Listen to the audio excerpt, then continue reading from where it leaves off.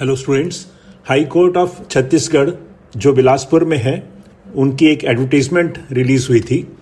Advertisement number आप देख रहे हैं, नंबर 1 ऑफ 2023।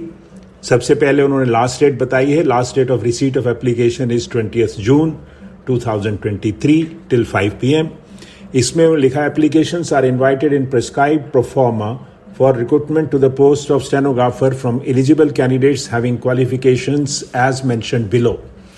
तो ये प्रेस्क्राइब फॉर्मेट में भेजना है, ऑफलाइन एप्लीकेशन भेजनी है। और पोस्ट है स्टेनोग्राफर की, लेवल 9 है पे मैट्रिक्स में, और पे स्केल 38,100 से शुरू होता है। तो लेवल 9 मेरे हिसाब से तो अच्छा लेवल है। और नंबर ऑफ पोस्ट हैं इसमें 29। बाइफर्केशन देख रहे हैं आप, UR में है 14 including women, SC 5, ST 6, OBC 4।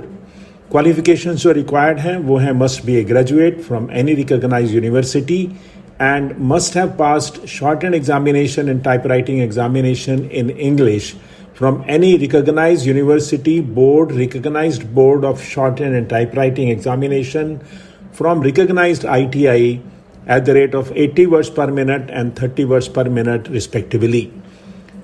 तो ITI डिप्लोमा हो या कोई और उसके इक्विवेलेंट हो, बट स्टेनोग्राफी में होना चाहिए जिसमें शॉर्ट हैंड और टाइपिंग दोनों इंक्लूड हो। 80 words per minute and 30 words per minute. उसके बाद देखिए आप 29 पोस्ट हैं। द नंबर ऑफ पोस्ट में इंक्रीज और डिक्रीज, नॉर्मली ऐसा होता है। नंबर 2 पे है the post reserve for SC, ST and OBC are reserved only for SC, ST and OBC who are the bona fide residents of Chhattisgarh state.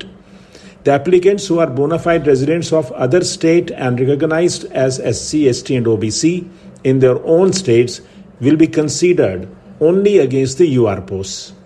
The candidates belonging to OBC should not be in the creamy layer. Reservation shall be given to the women candidates only who are local residents of state of Chhattisgarh।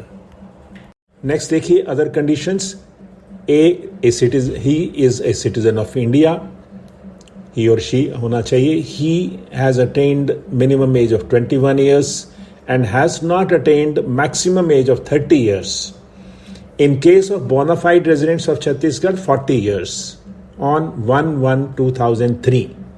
उसके बाद relaxation जिनको applicable हैं उन्होंने नीचे दिया है detail में, और इस पेज पर ज़्यादा इंपॉर्टेंट कुछ नहीं है, आप पढ़ सकते हैं। ये नेक्स्ट पेज है अदर कंडीशंस का। दीज आर नॉर्मल कंडीशंस, और इम्पॉर्टेंट इसमें है के पर। The application strictly in prescribed proforma typed in A4 size paper must reach the registrar general high court of Chhattisgarh.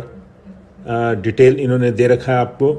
By registered post और speed post along with self-attested copies of testimonial certificates regarding age, caste, bona fide resident, qualification, experience certificate, and self-attested passport size photograph affixed at the place provided। ये चीज़ें आप ध्यान से पढ़िया करिए, क्योंकि जब आप अप्लाई कर रहे हैं तो कोई भी अगर उसमें कमी पाई गई तो वो एप्लीकेशंस को रिजेक्ट कर सकते हैं। तो सेल्फ अटेस्टेड फ़ोटो आपको पेस्ट करनी है, और फॉर्मेट भी उन्होंने बताया A4 में होना चाहिए। इस चीज़ को आप क्लियरली देख लीजिएगा। The applications completed in all respect along with the enclosures will be accepted till 5 PM of 20 जून 2003। वहाँ उस दिन उस टाइम तक पहुँच जानी चाहिए। नेक्स्ट देखिए, the applications received other than in the prescribed proforma shall not be accepted.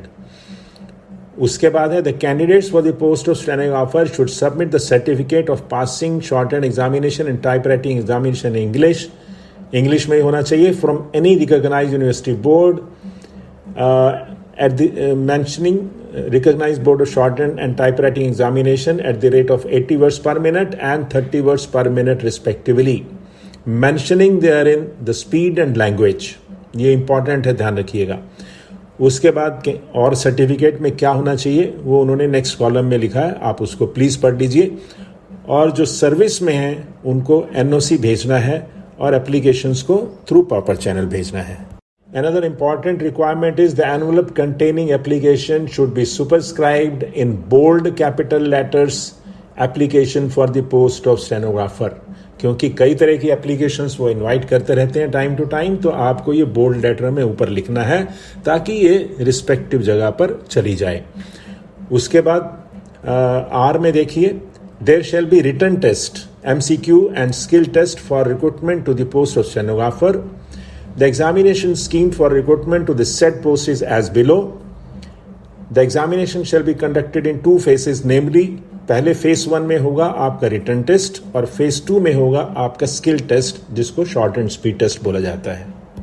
अब ये फेज 1 में जो MCQ होंगे फेज 1 में, वो उन्होंने बताया है, it will be consisting of 100 questions, 100 marks. उसमें लिखा है English language, vocabulary, making sentence, all these things. आप इसको प्लीज डिटेल में पढ़ लीजिए। अगर आप एप्लीकेशन फिल कर रहे हैं और आपको अपीयर होना है तो आपको उस हिसाब से उसकी प्रिपरेशन करनी होगी।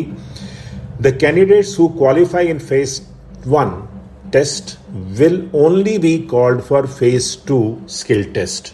ये इंपॉर्टेंट है आपके लिए।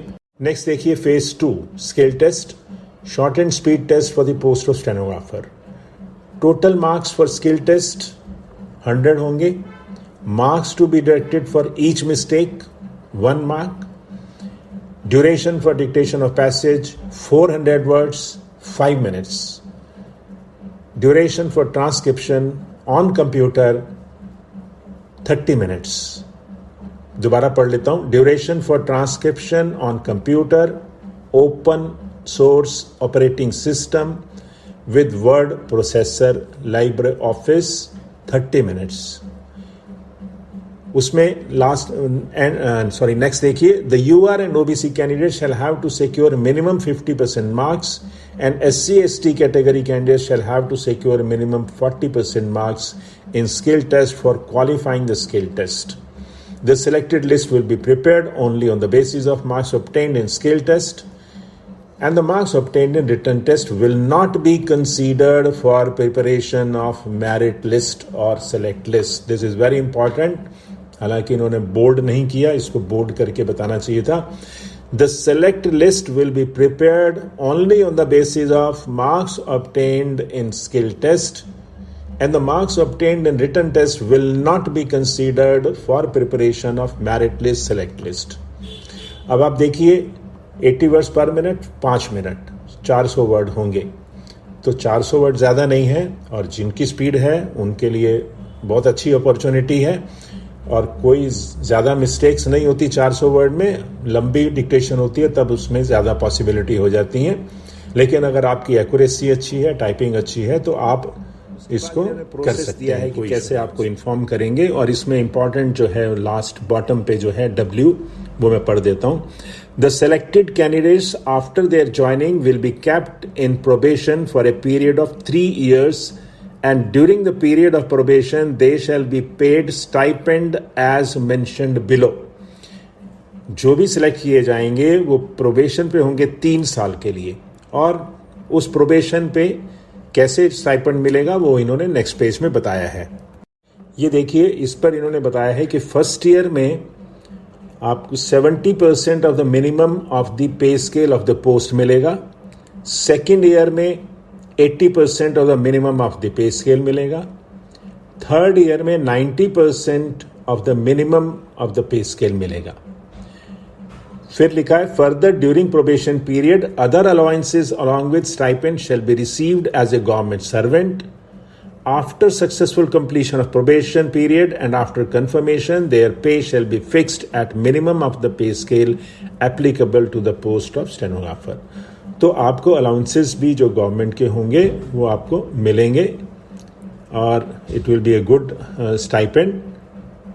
अगर आप अपॉर्चुनिटी को अवेल करना चाहते हैं तो बहुत अच्छी अपॉर्चुनिटी है और हाई कोर्ट में आप जब काम करते हैं तो बहुत कुछ सीखने को मिलता है।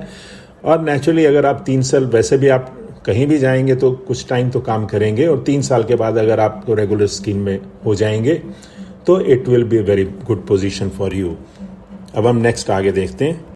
ये उन्होंने प्रोफॉर्मा दिया एप्लीकेशन का for the post of stenographer लिखा हुआ है। इसमें आपको जो फिल करना है A4 साइज का प्रिंट लेके, अगर आप अप्लाई करना चाहते हैं, इंटरेस्टेड है, रिक्वायरमेंट मीट करते हैं तो ये फॉर्मेट है, आप उसको एडवर्टीजमेंट का लिंक मैं दे रहा हूँ डिस्क्रिप्शन में, आप वहाँ से आप डाउनलोड कर लीजिए। और जो भी कैंडिडेट्स रिक्वायरमेंट्स को मीट करते हैं और इंटरेस्टेड हैं, दे मस्ट अप्लाई, और टाइम पर अप्लाई किया कीजिए ताकि एप्लीकेशन आपकी जो लास्ट डेट है उससे काफ़ी पहले पहुंच जाए। हाई कोर्ट, जैसे मैंने पहले कहा, बहुत अच्छी जगह है, हाईएस्ट कोर्ट होता है स्टेट में, और आपको बहुत अच्छी अपॉर्चुनिटी मिलती है, बहुत अच्छा एक्सपोजर मिलता है। सीनियर ऑफिसर्स या जजेस के साथ काम करने की जब अपॉर्चुनिटी मिलती है तो आप अपनी लाइफ को और अच्छा बनाने की कोशिश करते हैं, और उसके बाद आप कहीं और अगर अच्छी जगह सुप्रीम कोर्ट या और अच्छी जगह निकलती हैं तो ये आपके बहुत अच्छा एक्सपीरियंस को ऐड करता है। यही मैं कहना चाहूँगा लास्ट में। That's all, thank you.